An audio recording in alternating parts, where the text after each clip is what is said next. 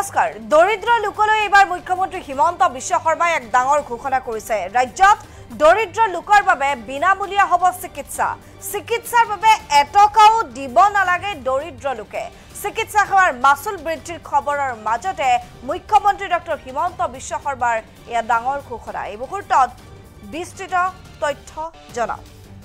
Ayushman card নথকা দৰিদ্ৰ লোকেও পাব বিনামূলীয়া চিকিৎসা দৰিদ্ৰ লোকক বিনামূলীয়া চিকিৎসাৰ নিৰ্দেশ মুখ্যমন্ত্ৰী হিমন্ত বিশ্ব শৰ্মাৰ 20-22 বছৰ ধৰি চিকিৎসা মহাবিদ্যালয় মাসুল বৃদ্ধি হোৱা নাই এই সময়ছোৱাত সকলো ফালৰ পৰাই বাঢ়িছে খৰচ হে অকন মাসুল বৃদ্ধিৰ সিদ্ধান্ত লোৱা হৈছে চিকিৎসা সেৱা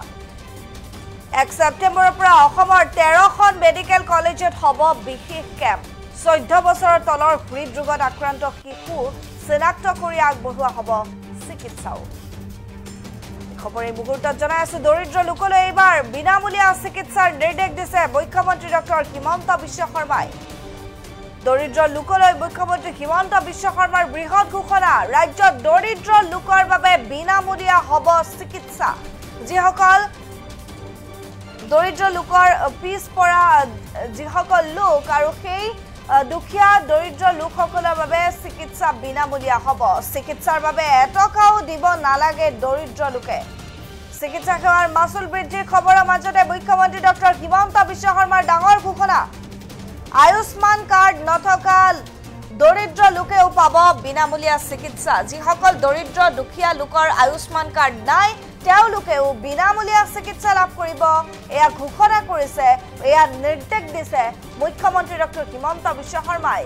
20-22 বছৰ ধৰি চিকিৎসা মহাবিদ্যালয় মাসুল বৃদ্ধি হোৱা নাই এই সময়ছোৱাত সকলো ফালৰ পৰাই খৰচ বাঢ়িছে হে অকন মাসুল বৃদ্ধিৰ সিদ্ধান্ত লোৱা হৈছে চিকিৎসা সেৱাত 1 সেপ্টেম্বৰৰ পৰা অসমৰ 13খন মেডিকেল কলেজত হ'ব বিশেষ কেম্প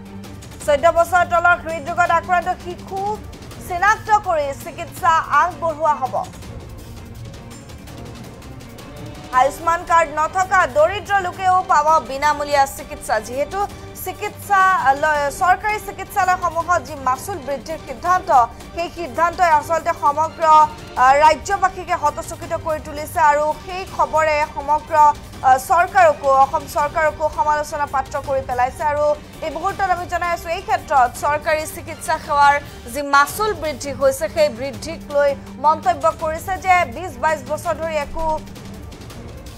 মাসুল বৃদ্ধি হোৱা নাছিল সেই অকন মাসুল বৃদ্ধি সিদ্ধান্ত লোৱা হৈছে 1 সেপ্টেম্বৰৰ পৰা অসমৰ 13খন মেডিকেল কলেজত বিশেষ কেম্প হোৱাৰ কথাও ঘোষণা কৰিছে মুখ্যমন্ত্ৰী গৰাকীয়ে এই মুহূৰ্তত মুখ্যমন্ত্ৰী গৰাকীৰ মন্তব্য আছে আমাৰ হাতত আগবঢ়াইছো গুৱাহাটী মেডিকেল কলেজ আন বিভিন্ন মেডিকেল কলেজত চিকিৎসাৰ বাবে আমি লোৱা সেৱাৰ মাসুল বৃদ্ধি হোৱা বুলি বাতৰি কাকতত লিখিছে দৰাচলতে যোৱা 20-22 বছৰ ধৰি অসমৰ চিকিৎসা মহাবিদ্যালয়ত আমি এটা টকাও মাসুল বঢ়োৱা নাছিলোঁ এই 20-22 বছৰত সকলো ফালৰ পৰা খৰচ বাঢ়িছে সেইবাবে আমি অকণমান মাসুল মেডিকেল কলেজবিলাকক বঢ়াবৰ কাৰণে অনুমতি দিছো কিন্তু তাতো মই কৈছো যে আপোনালোকে তাতহে বঢ়াব যত নেকি দুখীয়া মানুহৰ ক্ষতি নহয় যোৱা দুদিন আগতে মই মেডিকেল কলেজৰ প্ৰিন্সিপাল সমূহকো মাতিছিলো আৰু তেওঁলোকক মই আৰু এটা নিৰ্দেশ দিছো যে দৰিদ্ৰতাৰ সীমাৰেখাৰ তলত থকা লোকসকলে যাতে এটা টকাও খৰচ কৰিব নালাগে আয়ুষ্মান ভাৰত আয়ুষ্মান অসম কাৰ্ড দুখনটো থাকিবই কাৰোবাৰ যদি এই দুখন কাৰ্ড নাথাকে তথাপিতো যদি তেওঁলোকক বিনামূলীয়া চিকিৎসা কৰিব লাগে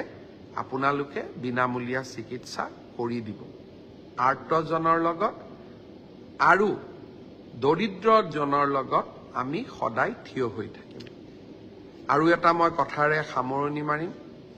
অহা 1 সেপ্টেম্বৰৰ পৰা অসমৰ 13খন মেডিকেল কলেজতে এটা বিশেষ মেডিকেল কেম্প অনুষ্ঠিত হ'ব কি বিশেষ মেডিকেল কেম্প আমাৰ হৃদয় যন্ত্ৰত বা আমাৰ হৃদয়ত যিসকলৰ বিন্ধা আছে চেদ আছে বা আমাৰ শিশুসকলৰ 12 বছৰৰ তলৰ 14 বছৰৰ তলৰ শিশুসকলৰ যাৰ হৃদয় ৰোগত যোনে আক্ৰান্ত হৈ আছে তেওঁলোকক আমি এই কেম্পবিলাকৰ মাজেদি চিনাক্ত কৰিম ইয়াক CHD বুলিও কয় মেডিকেল টাৰ্মছত যাক অপাৰেশ্যনৰ প্ৰয়োজন হ'ব তেওঁলোকক আমি বেংগলোৰ বোম্বে গুৱাহাটী বেমাৰৰ ষ্টেটাছ অনুসৰি বিভিন্ন জায়গাত গৈ আমি অপাৰেশ্যন কৰাই লৈ আহিম বৰ্তমানলৈকে আমি 11,000 শিশুক অপাৰেশ্যন কৰাইছো 11,000 শিশু এতিয়া আমি 1 ছেপ্টেম্বৰৰ পৰা আৰু এটা মেডিকেল কেম্প কৰিম আপোনালোকৰ ঘৰৰ কাষৰ গাঁৱৰ কাষৰ কোনোবা যদি শিশু 14 বছৰৰ তলৰ শিশু হৃদয় ৰোগত আক্ৰান্ত হৈ আছে অসমৰ মেডিকেল কলেজসমূহত আপোনালোকে লৈ আহিব আৰু এবাৰ মেডিকেল কলেজত অনাৰ পিছত তেওঁলোকৰ চিকিৎসাৰ সম্পূৰ্ণ দায়িত্ব ৰাজ্য চৰকাৰে গ্ৰহণ কৰিব ইয়াৰ লগত এইবাৰ প্ৰথমবাৰৰ বাবে আমি বন মেৰু ট্ৰান্সপ্লান্ট অৰ্থাৎ হৃদয় ৰোগৰ উপৰিও আমাৰ মাজত থেলাছেমিয়াৰ কিছুমান পেচেণ্ট আছে থেলাছেমিয়া ৰোগটো নিৰাময় কৰিব পাৰি যদি আমি বন মেৰু ট্ৰান্সপ্লান্ট কৰোঁ